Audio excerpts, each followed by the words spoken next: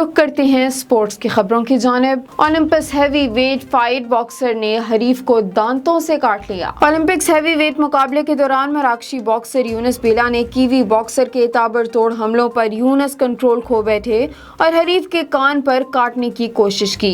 David ने बड़ी मुश्किल से खुद को बचाया।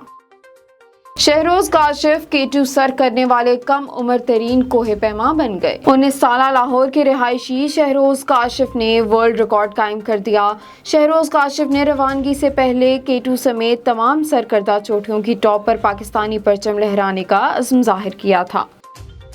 सुहेल अख्तर ने शाहीन शाह अफरीदी और हारिस रऊफ को बॉलिंग में जारहाना अंदाज बरकरार रखने का मशवरा दे दिया। शाहीन शाह अफरीदी और हारिस रऊफ के जारहाना रवैये को अक्सर तनकीद का निशाना बनाया जाता है, मगर PSL में इनके कप्तान सुहेल अख्तर ने इस अंदाज को दुरुस्त समझते हैं।